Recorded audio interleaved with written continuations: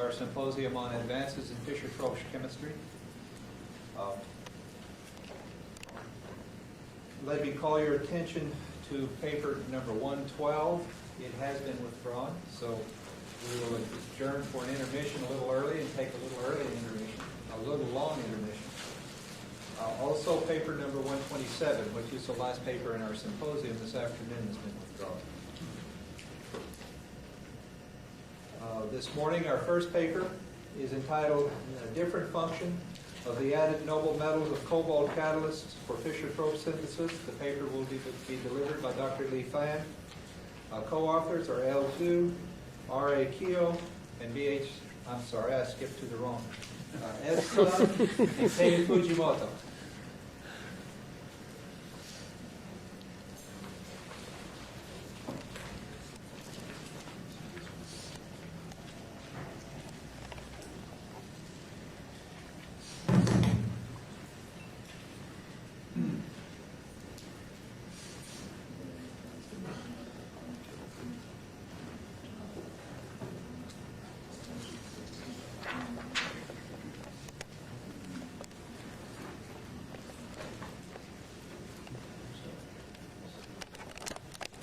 Thanks, Mr. Chairman.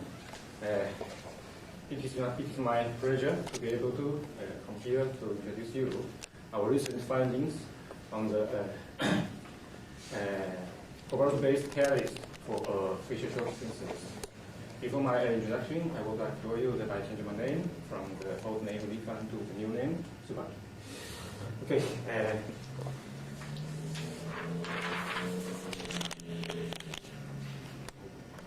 The purpose of our study is to develop a highly active catalyst at low reaction temperature in order to reduce the methane selectivity as well as keeping high CO conversion.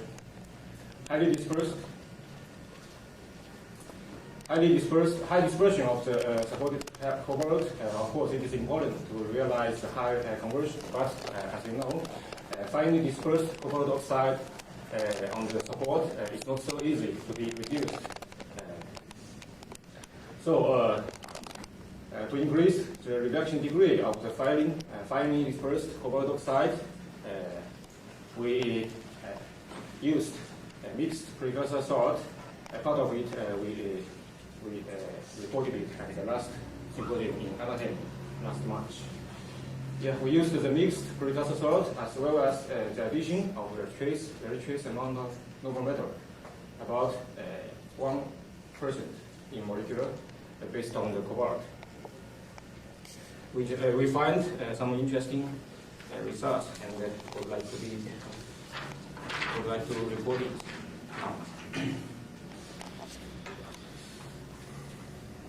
Here is shown the catalyst preparation procedures.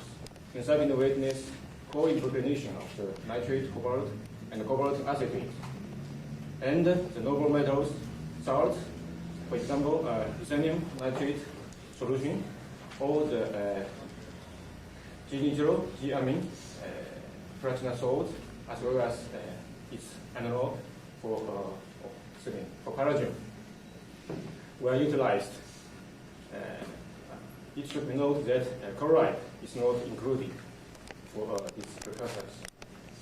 Drying, calcing it at 723 Kelvin for 2 hours, and hydrogenation by the hydrogen for 10 hours at 673 Kelvin, and then passivate it by diluted oxygen. Reaction conditions are listed here: 513 Kelvin, and 10 bar, and WI 5. And we used a 30-phase reaction system for our reaction. So as the initial solvent, we used hexadecan. For the to determine dispersion and particle size, we use hydrogen chemistry. The method was reported by Professor Murphy, where the hydrogen uptake showed the maximum at 100 degrees C. Of course, we also use the TEM transmission electron microscopy to determine the particle size as well. The reduction degree was determined by the oxygen titration at 400 degrees C.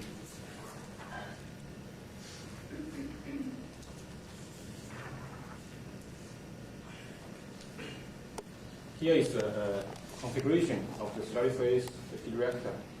The inner volume was 85 cc. Of course, we carefully checked the reaction condition to eliminate the possible influence from the slow mass transfer efficiency. So the steering speed or something like this were well adjusted to ensure the surface reaction controlled reaction regime. As I mentioned before, we used two kinds of cobalt precursors to prepare our catalyst. One is cobalt acetate, and the other is cobalt nitrate. Here is the mono precursor catalyst XRD pattern.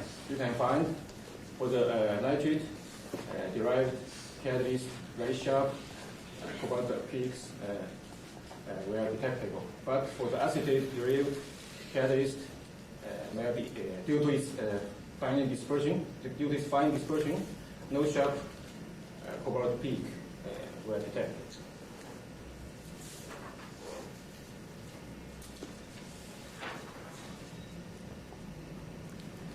As well, also we used thermal gravity under the hydrogen atmosphere to pursue the reduction behavior of the various cobalt catalysts supported on silica. The red one is the cobalt acetate derived cobalt silica catalyst, and the green one is the nitrate derived cobalt silica catalyst. And the C means the chloride. We use the cobalt chloride as the precursor. It is clearly cobalt acetate supported cobalt acetate was very difficult to be reduced, even at 1000 Kelvin. But for the nitrate derived catalyst, you can find it is very easy to be reduced to the reduced state. Because our reduction degree of the catalyst was about 673 Kelvin, so it is clear that the nitrate derived catalyst was nearly completely reduced to the magnetic state. But acetate, for the acetate derived catalyst, nearly it was not reduced to the magnetic state.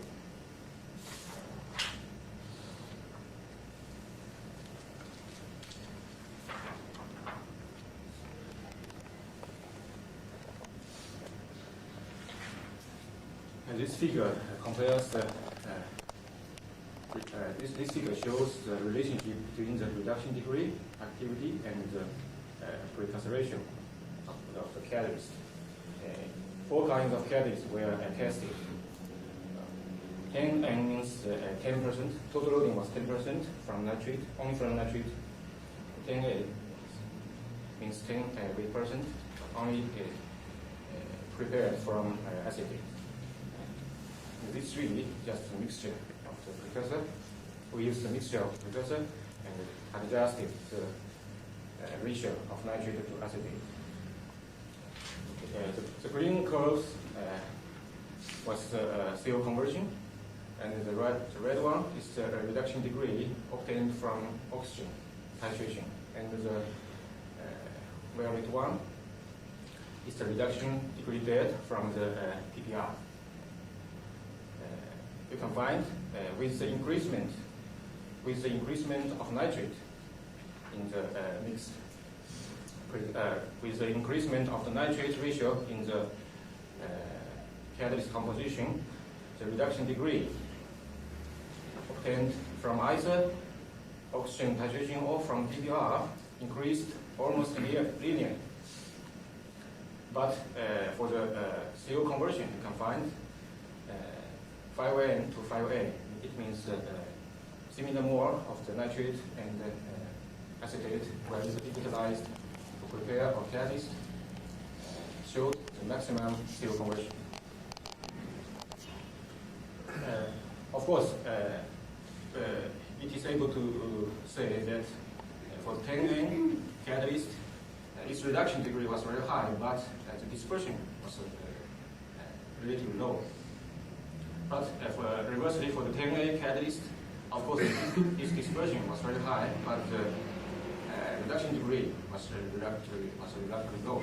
So, as a compromise effect, it seems that 5N to 5A catalyst shows the most promising results here.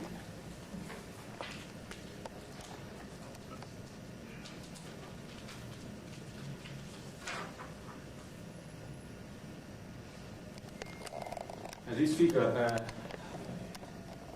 tries to give some elucidation of our findings introduced above. Here, for the acetate-derived cobalt species, it was finely, they are finely dispersed on the surface of silica, but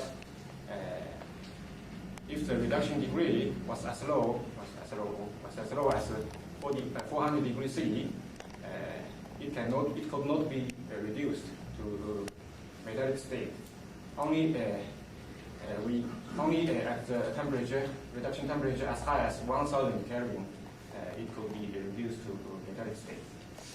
But with the coexistence of cobalt nitrate, because cobalt nitrate derived cobalt species could be easily reduced at 400 degrees C by hydrogen. So it seems the large cobalt metallic particle was ready to be formed onto the surface of cobalt silica. And this relatively big cobalt metal derived from cobalt nitrate played a role to activate the hydrogen to let hydrogen spill over onto the surface of the cobalt silica and make the cobalt acetate derived cobalt oxide around the cobalt metal to be easily reduced to form some very fine metallic cobalt state. So, with the contribution from this reduced, finely dispersed cobalt metal, the overall CO conversion was enhanced.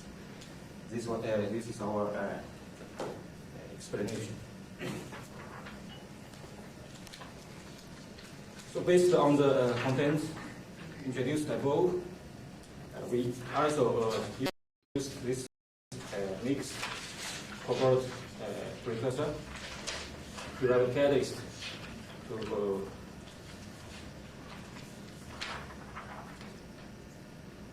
to achieve a higher CO conversion.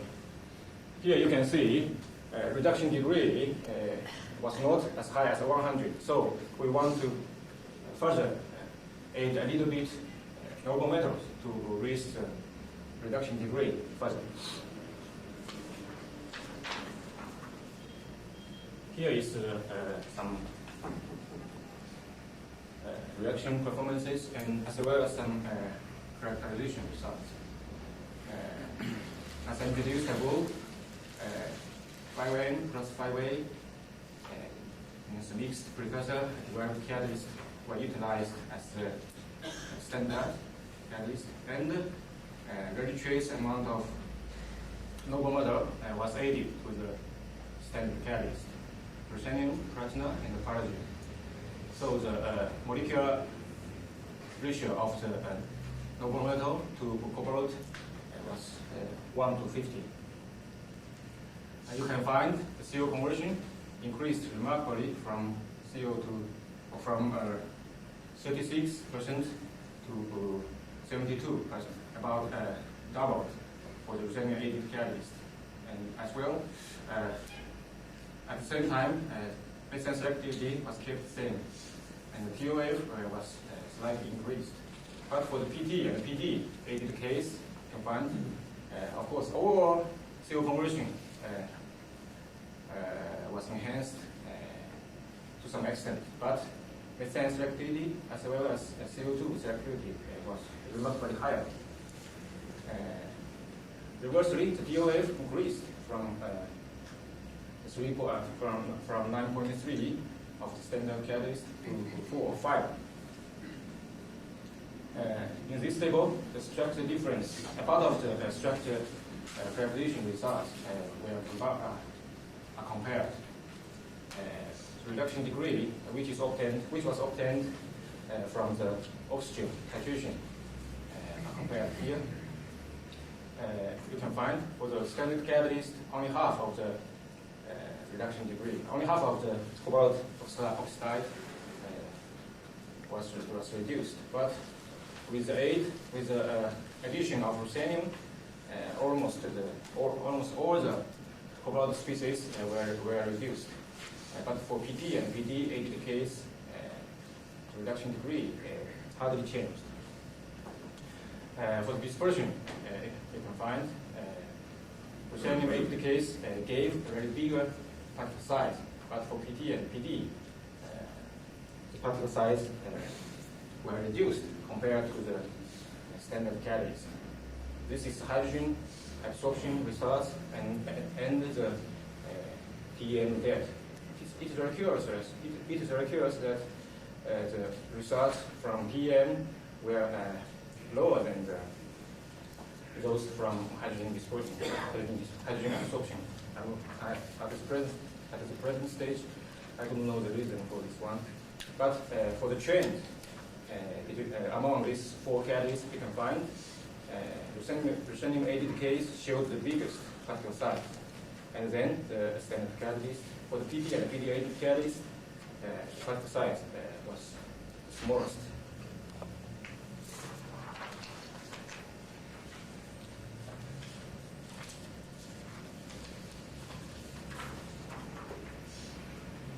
With the EDS energy dispersion spectroscopy attached to the TEM, we measured the surface metallic size composition. Here is the composition of these different metallic size. For the ruthenium, cobalt catalyst, we can find for the most of the composition was ruthenium. But for the PT and the PD-aided catalyst, over 90% of the composition was was cobalt or was cobalt. So even if the bulk composition was about 1 to 100 in molecular ratio, it means that the noble metal was very trace was very trace amount, but for the ruthenium-aided case, we can find ruthenium was enriched at the surface of the cobalt catalyst. But for PT and PD, the chemical composition of these two kind of sites were near to the bulk composition of during the catalyst preparation process. So it is able to estimate that for the PT and the PD, in the case alloy were formed. Means bimetallic species were formed on the surface of these two catalysts. But for ruthenium-aided case, it is able to say that ruthenium was formed some domain or formed some land onto the cobalt surface. This may be the main reason for the different reaction behavior of these 4 catalysts. Furthermore, we used carbon monoxide as a probe molecule to detect the surface structure. This is the standard catalyst. This one is unreduced cobalt oxide. This one is one carbon monoxide to multiple cobalt atoms. This one is linear, and this peak was by a bridge CO. The most significant result in this transparency was that the bridge CO was very rich on the ruthenium-added catalyst. That's 1950. For other two catalysts where the noble metals were added, you can find this peak was not so strong, and maybe some species appeared during the linear absorbed species and the bridge absorbed species. But we have no further evidence to support our estimation here.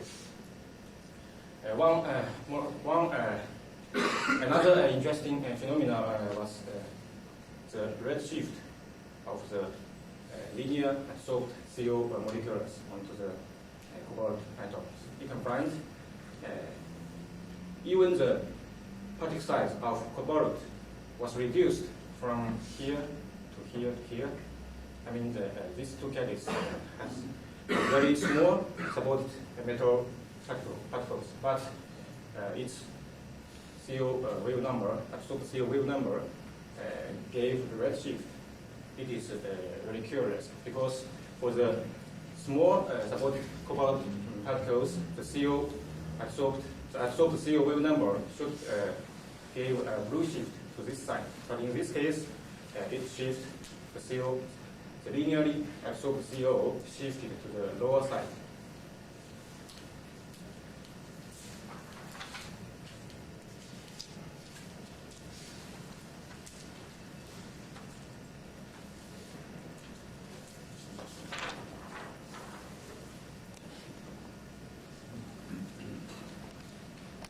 So we concise that for the PT and PD added cobalt catalyst, due to the formation of the alloy between these two metallic elements, maybe the electronic shift happened to this absorption system. It means the electron shifted from the high density area of the metallic, where the noble metal coexisted, to absorb the CO. Maybe it was the antibody orbitals of CO. So the wave number, the IR wave number of CO shifted to the lower side.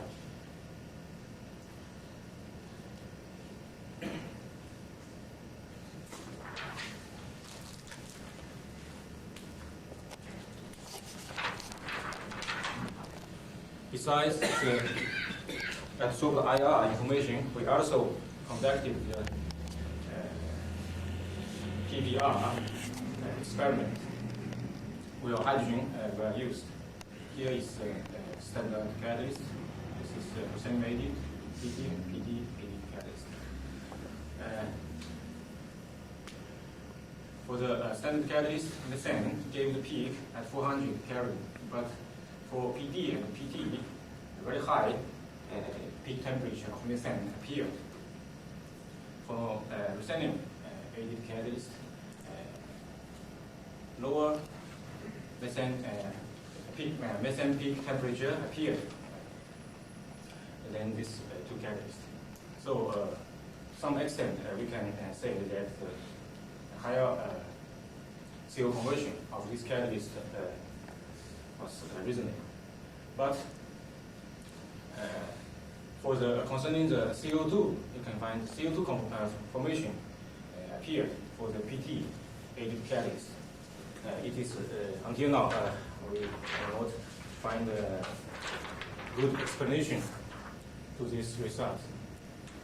Similarly, you can find from the reaction performances for the PT added case, very high CO2 selectivity appeared. So it is in good accordance to this PBR result. Maybe CO2 is from the wet gas shift half reaction or the dispropagation of the absorbed CO, but until now we have no good explanation of this information. But anyway, compared to for the ruthenium-aided case, the lower mesenteric temperature gives the explanation that the CO absorbed onto the cobalt side was easily to be cleaved and to form the methane.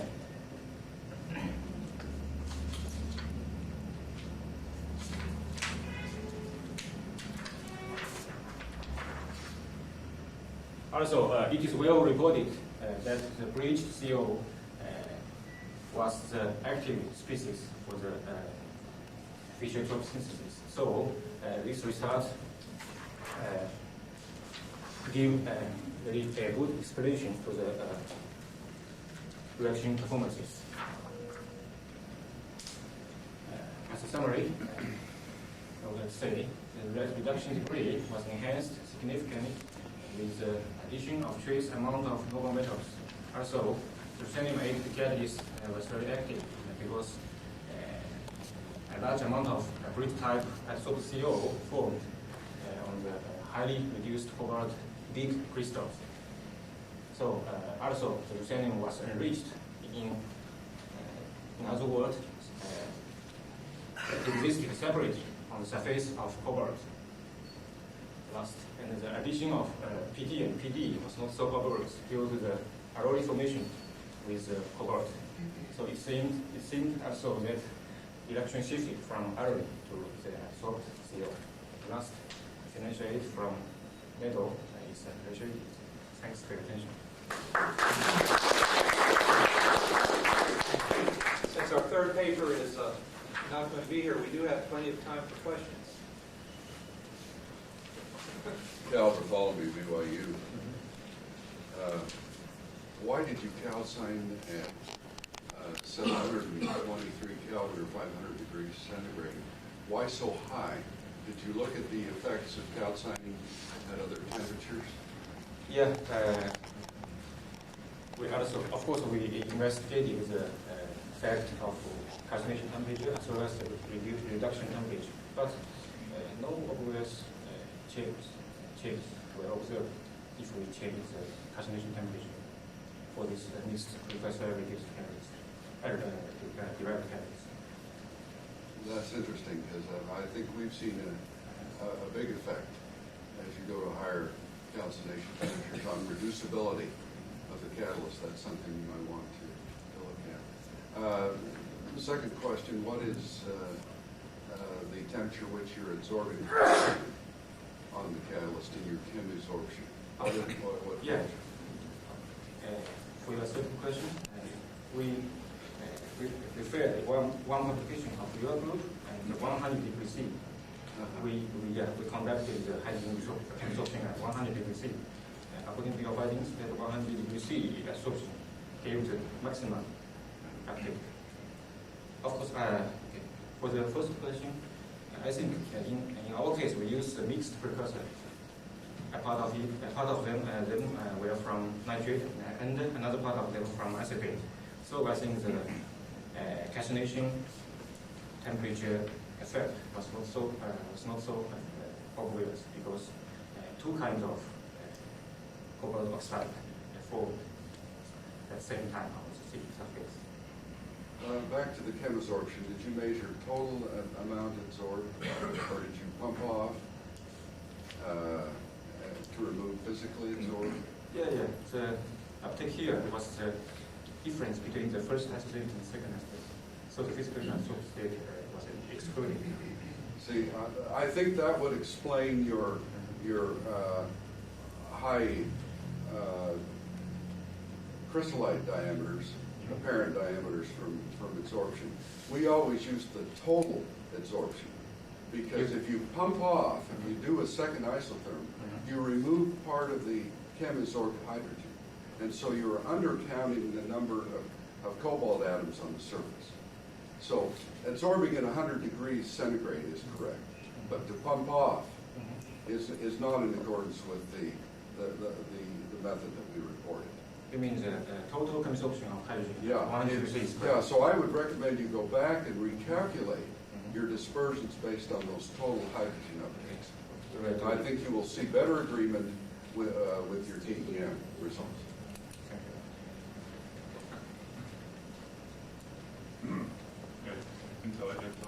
My question, the silica gel you are using, the four-size distribution, I wonder if this is a good material. Normally with the cobalt catalyst you use large particles of inert CO2, yes? And then you have a wide pore system, and this would be nice for easy mass transfer. I wonder if with your catalyst you have mass transfer restrictions, yeah, which affect your activity tests, for instance. You mean the catalyst particle size and the strategy? Which particle sizes did you use? It was lower than 100. 100 mesh.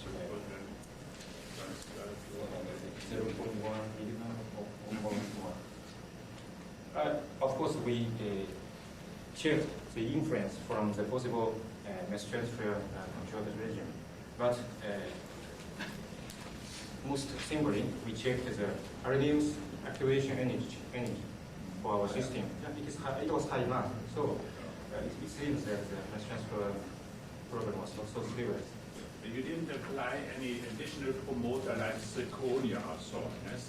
This strongly may affect particle size as averages also contribute of the metal and so on, and reduction properties as well. So I wonder the relevance of your results as compared with practical catalysts, which you have zirconia or something like that. Yeah, it is reported that zirconia played an important role to, for example, prevent the formation of cobalt, to prevent the formation of silicate between the cobalt and silica. Of course, we will try the zirconia addition effect. I guess that with the addition, interest to investigate such catalysts in a similar way. yeah, I think with the addition of zirconia, maybe the reduction degree may be increased further or at lower temperature. And the other point is we know much about the reconstruction of the cobalt now, while the CO, and the CO is reacts somehow with a certain reconstructs everything, the cobalt. And so then, in principle, I think one has to investigate the used catalyst more than the catalyst before use. Yes? For instance, for turnover frequencies, in which I anyway don't believe in Peter chemistry. But for the used catalyst, it's not easy to remove the wax deposit on the. I know the difficulties, but nevertheless. Maybe they need some solvent to wash it.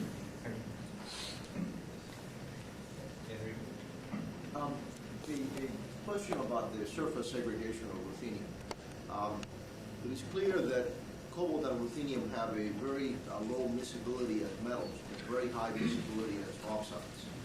I'm surprised about two things. One of them is that you don't see calcination effects, because generally those tend to mix the two elements and make the ruthenium more effective. The second one is that you actually detect an enrichment by ruthenium using a technique that is actually a bulk compositional technique. EDS is not a surface-sensitive technique. So those two things are surprising. Could you comment on both? For the first question, for second, for every catalyst we just investigate 5 points of the active site. Maybe, yeah, as you point out that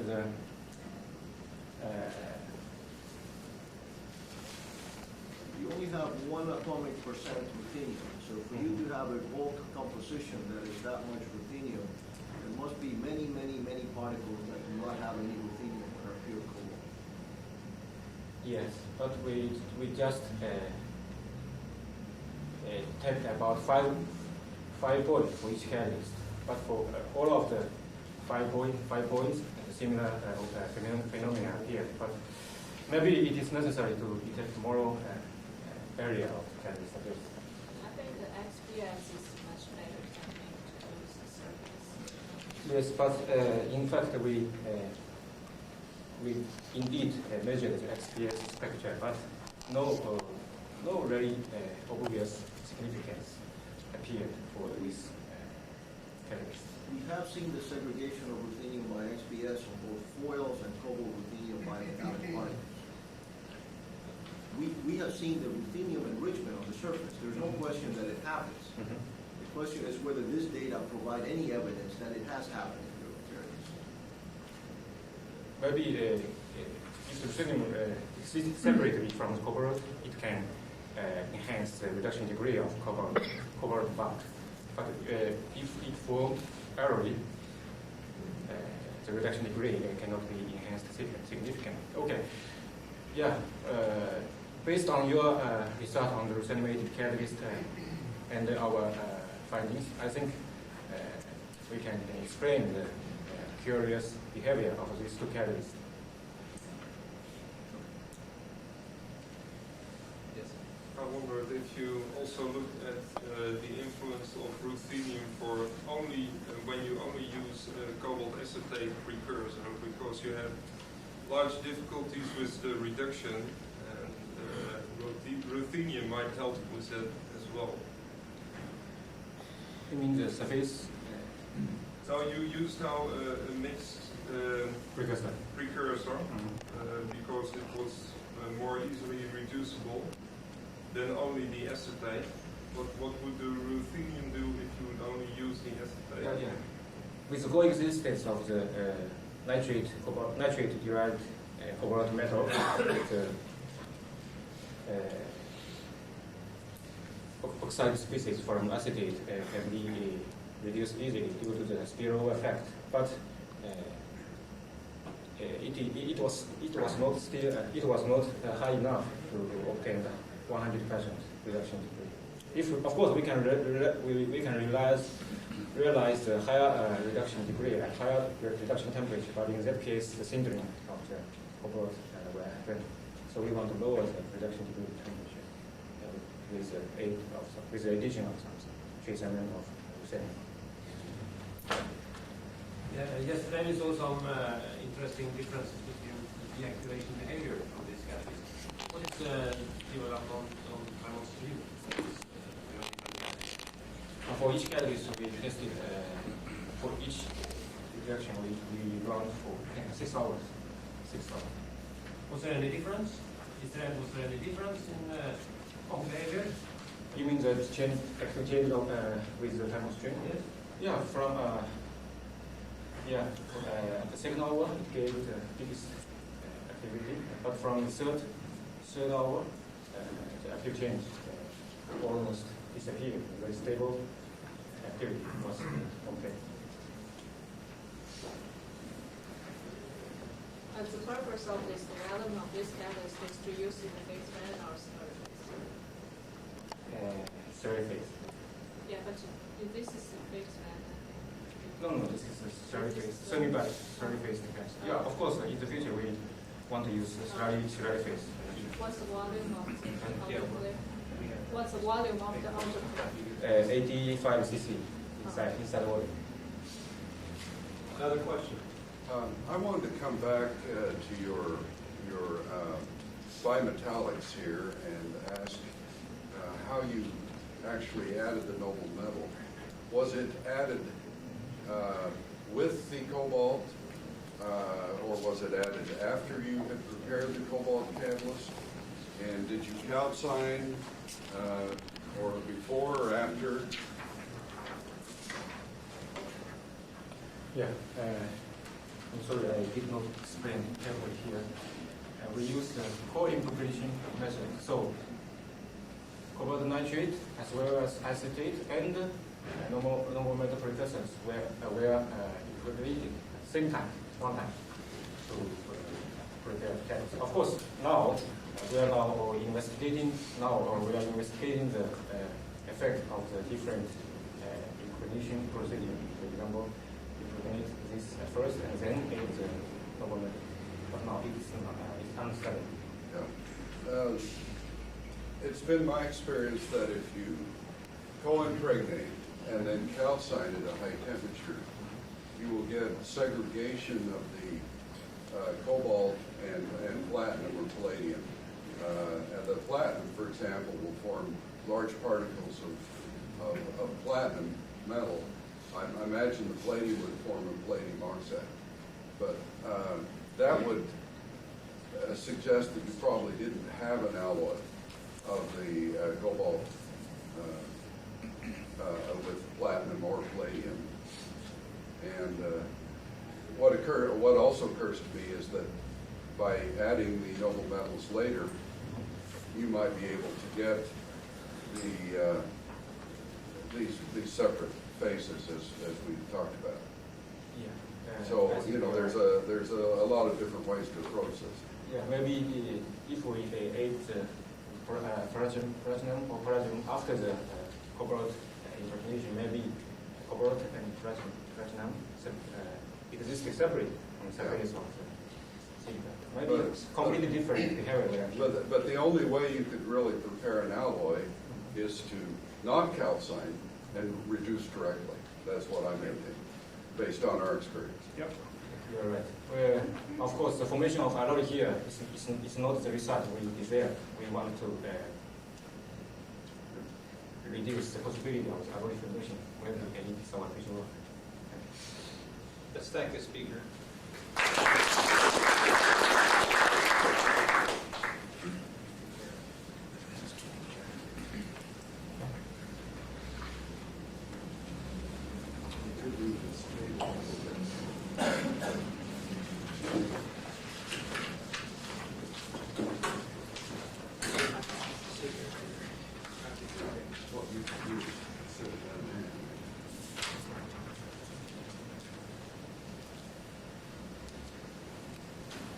The next paper is a contribution from